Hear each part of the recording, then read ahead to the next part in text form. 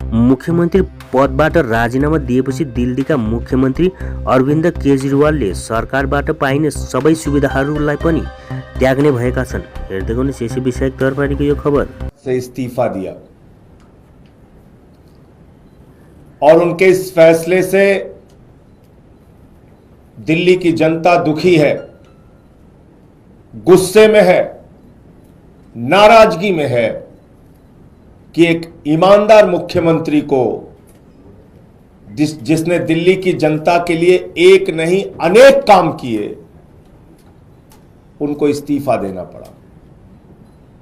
लोग सवाल पूछ रहे हैं कि अरविंद केजरीवाल ने इस्तीफा क्यों दिया। लोग सवाल पूछ रहे हैं कि अरविंद केजरीवाल को इस्तीफा देने की जरूरत क्या थी। उन्होंने तो ईमानदारी से दिल्ली के 2 करोड़ लोगों की सेवा की, फिर क्या आवश्यकता थी उनको इस्तीफा देने की। आपने देखा होगा पिछले 2 साल से लगातार भारतीय जनता पार्टी अरविंद केजरीवाल को बदनाम करने की कोशिश कर रही है। भ्रष्टाचार के झूठे आरोप उनके खिलाफ खड़े किए गए, बेबुनियाद निराधार जिसमें 1 रुपए का सबूत नहीं मिला, ऐसे आरोप उनके ऊपर लगाए गए। बीजेपी वालों ने उनको भ्रष्टाचारी कहा, उनकी ईमानदारी पर सवाल उठाया। कोई आम नेता होता, कोई मोटी चमड़ी वाला नेता होता, उसको कोई फर्क नहीं पड़ता, वो अपनी कुर्सी से चिपका पड़ा रहता। लेकिन ये अरविंद केजरीवाल हैं, इन्होंने अपनी सच्चाई और ईमानदारी से यहां तक का सफर तय किया है और ईमानदारी से दिल्ली के लोगों की सेवा की है। सुप्रीम कोर्ट ने उनके हक में फैसला भी दे दिया, एक ऐसे मामले में जिसमें जमानत मिलना लगभग नामुमकिन होता है। कोई और नेता होता तो कहता कि सुप्रीम कोर्ट से हमें जमानत मिल गई, काफी है। सुप्रीम कोर्ट ने कह दिया कि सीबीआई ने, ईडी ने जो कार्रवाई की है वो दुर्भावना से की है, राजनीति से प्रेरित होकर की है, पिंजरे में बंद तोते की तरह काम किया है। कोई और नेता होता तो कहता सुप्रीम कोर्ट ने हमारे हक में फैसला सुना दिया, जमानत दे दी, अब अपने पद पर बना रहूंगा। लेकिन अरविंद केजरीवाल ने तय किया हम जनता की अदालत में जाएंगे। जनता की अदालत में जिसकी सेवा हमने ईमानदारी से की है, पिछले 10 सालों में हम उनके पास जाएंगे और उनसे अपनी ईमानदारी का प्रमाण पत्र लेके आएंगे। मुझे पूरा भरोसा है दिल्ली की जनता प्रचंड बहुमत के साथ अरविंद केजरीवाल को ईमानदारी का प्रमाण पत्र देगी, कि उन्होंने पूरी सच्चाई के साथ, ईमानदारी के साथ दिल्ली के लोगों की सेवा की है। मुख्यमंत्री के तौर पे बहुत सारी सुविधाएं किसी भी व्यक्ति को मिलती हैं, अरविंद केजरीवाल को भी वो सुविधाएं मिली हैं। कल जब उन्होंने इस्तीफा दिया तो पहली बात उन्होंने की कि अब हम ये सारी सुविधाएं छोड़ देंगे, मुख्यमंत्री को मिलने वाली सारी सुविधाएं छोड़ देंगे। बाकी नेताओं की हालत हम जानते हैं, अगर कभी किसी पद पे पहुंच गए, कोई सुविधा मिल गई तो उसको नहीं छोड़ने के लिए सालों साल लड़ाई लड़ते हैं, घर से मकान से चिपके रहते हैं।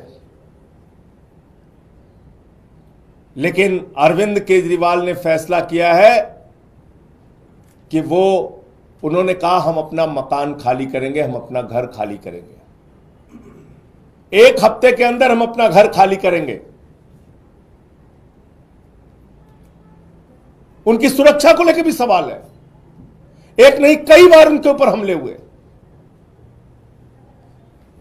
हमने उनसे कहा समझाने की कोशिश की कि आपकी सुरक्षा को खतरा है, कई बार आप पे हमला हो चुका है, मां बाप घर में थे उस वक्त भी उनके घर पे हमला हो चुका है, भारतीय जनता पार्टी के लोगों ने हमला किया है, कई बार उनको शारीरिक नुकसान पहुंचाया गया, कहीं कालिक फेंकी गई, कहीं हमला किया गया, चोट पहुंचाई गई। ये सारा कुछ हुआ अरविंद केजरीवाल के साथ। उनके बूढ़े मां बाप हैं, उनकी पत्नी है, उनके बच्चे हैं, उनकी सुरक्षा को लेके हम सब चिंतित हैं। हमने समझाने की कोशिश की कि ये घर सिर्फ मुख्यमंत्री के तौर पे ही नहीं बल्कि आपकी सुरक्षा की दृष्टि से भी जरूरी है। लेकिन उन्होंने तय किया कि हमारी रक्षा भगवान करेगा, ईश्वर करेगा। मैं 6 महीने जेल में रहा, खूंखार अपराधियों के बीच में रहा, लेकिन बावजूद इसके ईश्वर ने मेरी रक्षा की, ईश्वर ही मेरी रक्षा करेगा, मुझे घर की कोई चिंता नहीं। तो उन्होंने घर छोड़ने का फैसला किया।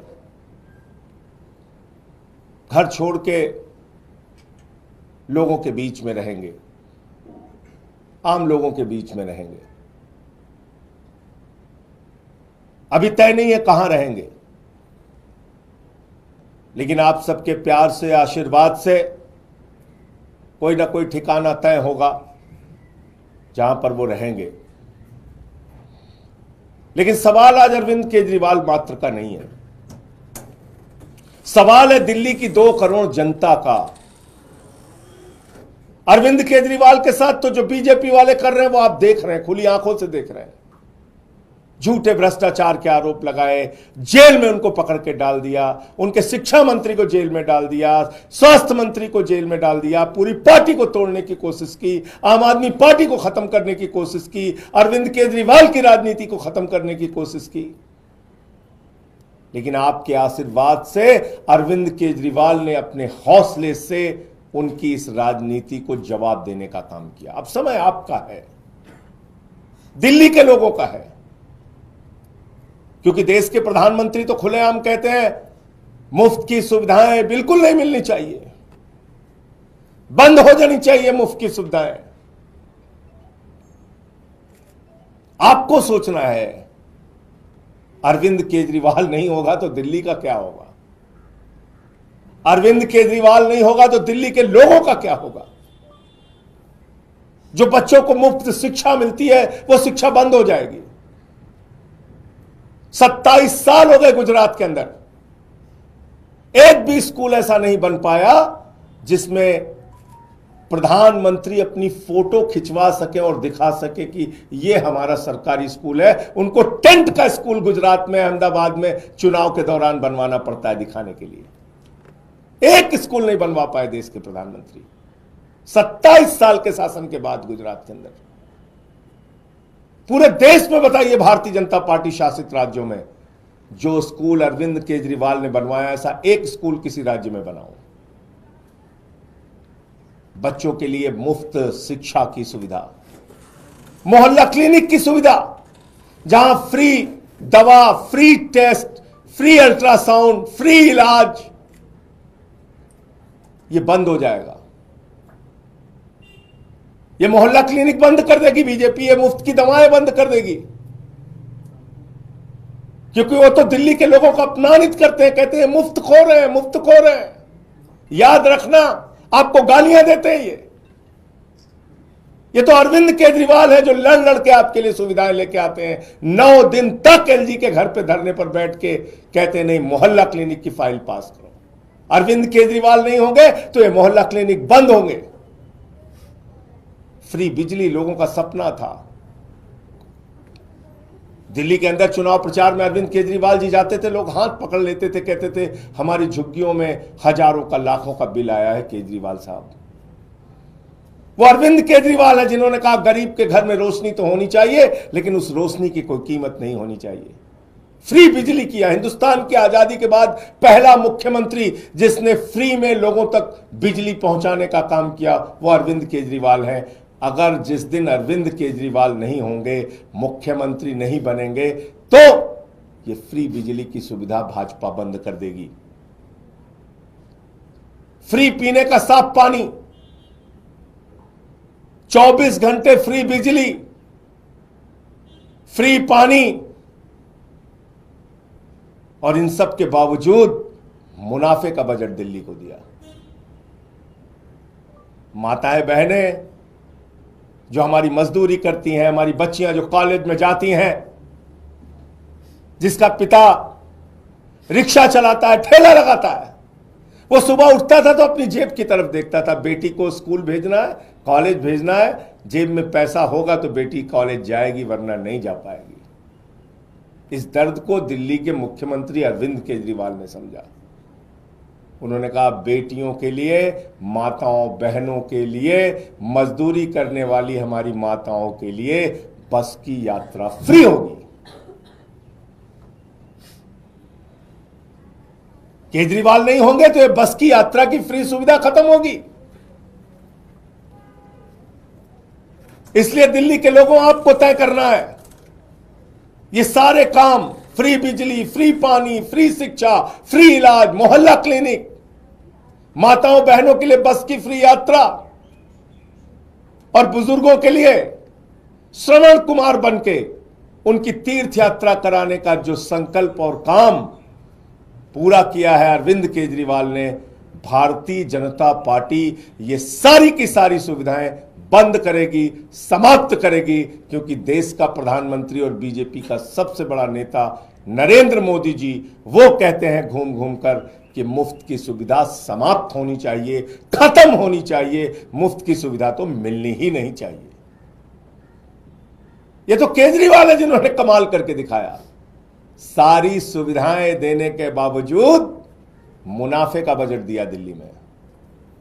केजरीवाल ने एक नहीं अनेक बार कहा है कि दिल्ली के अंदर अब तक जो सरकारें थीं उन्होंने आपको धोखा देने का काम किया। खजाने में पैसे की कमी नहीं है, सरकारों की नीयत में कमी थी, और उन्होंने साफ नीयत से, ईमानदारी से दिल्ली के लोगों की सेवा की। तो अब दिल्ली के लोगों को तय करना है, दिल्ली के लोगों को अब संकल्प लेना है, दिल्ली के लोगों को अब जवाब देना है। जनता की अदालत में अरविंद केजरीवाल जी जाएंगे, और मुझे पूरा यकीन और भरोसा है कि जनता की अदालत से अपनी ईमानदारी का प्रचंड बहुमत का प्रमाण पत्र लेके आएंगे। हिंदुस्तान के इतिहास में पहला नेता है, पहले नेता है अरविंद केजरीवाल जो सीना ठोक के कह रहे हैं ईमानदार हूं तो वोट देना, ईमानदार नहीं हूं तो वोट मत देना। अपनी ईमानदारी के नाम पर वोट मांग रहे हैं, अपनी सच्चाई के नाम पर वोट मांग रहे हैं, अपने काम के नाम पर वोट मांग रहे हैं। एक नेता पूरे हिंदुस्तान की राजनीति में, पूरे इतिहास में बता दो आप। तो इसलिए अब वक्त है दिल्ली के 2 करोड़ लोगों का, उनको जवाब देने का। इस समय 2 करोड़ लोगों के ऊपर जिम्मेदारी है कि वो भारतीय जनता पार्टी के साजिशों का, कुचक्रों का जवाब अपने वोट की ताकत से दे। बहुत बहुत धन्यवाद।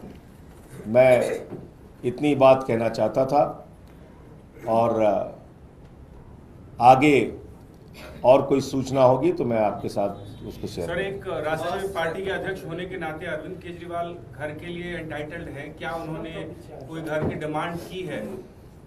देखिए, अभी जो जानकारी मेरे पास है मैंने आपको बता दी।